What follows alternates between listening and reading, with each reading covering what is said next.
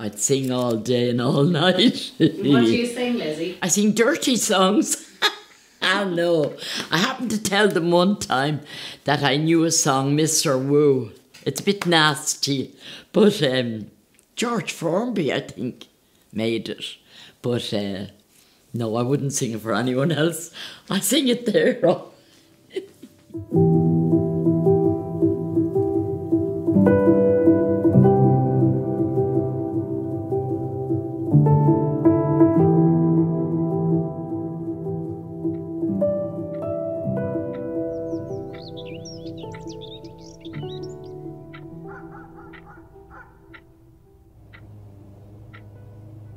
I got involved with the project because, as part of an archive, just to record what's happening during a lockdown is unique.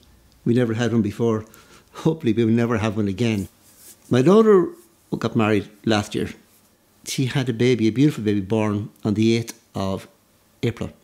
Slap bang in the middle of the COVID crisis. And because of restrictions, because we couldn't travel, we couldn't hold him. We couldn't go near him, except through the window for weeks and weeks on end. Because we couldn't talk to him, I wrote him a letter.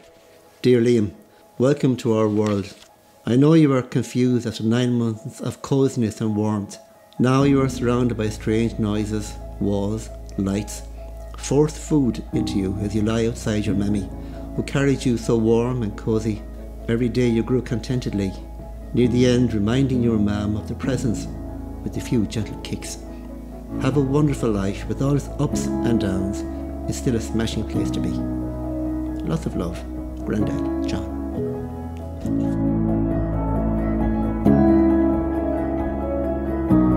This is different. It's of a different order because it's not only oneself or the local community, but it's the whole world is being affected by this, and also in the usual comforts that you would have if something was going on that was a bit challenging, like getting a hug from a friend or giving a family member a hug.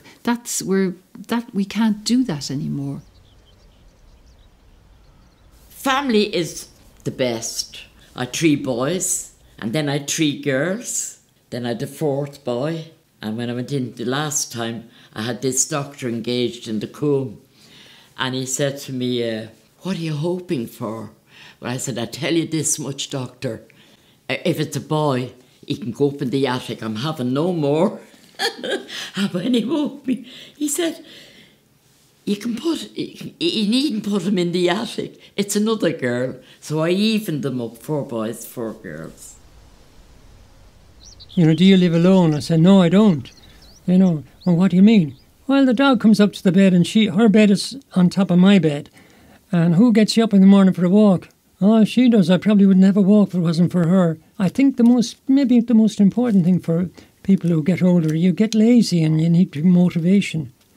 And you really need a slap in the face with a wet fish. No, in this case, it'll be a rub of a nose and a paw on your from a dog in the morning. Come on, time for the walk. I do have a very clear recollection because at the beginning of that week on the Monday, that was the 9th of March, I had a few missed calls. So I rang my brother and he just told me that our mother was gone. So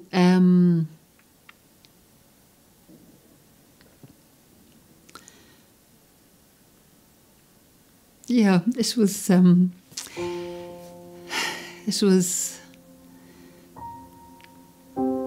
I mean, she had been incapacitated for the previous 6 years since she had a brain hemorrhage, and we'd been looking after her at home. And then we were able to have a funeral mass on the Friday. Probably not with all the people who would have come had it been normal times. We often said to each other that we were so lucky that we were able to have what we did have, you know, which was a huge help, very consoling at the time, yeah. It's sort of important, even if you are retired or whatever, to know if you like Friday or if Saturday's your favourite day. I think it's important to mark them and But you have to adjust and acclimatise. But that was a bit of a shock when you well, particularly cocooning completely. You know, you do feel very isolated. What I would say about COVID-19 and the situation I found myself in, it has definitely sparked a certain creativity. To do a diary and to find that it's part of an archive and a setup in which we will get to see other people's thoughts, if that makes sense, that fascinates me, because we're talking about different age groups now, and we're talking about people with such radically different approaches to this that I wouldn't have imagined.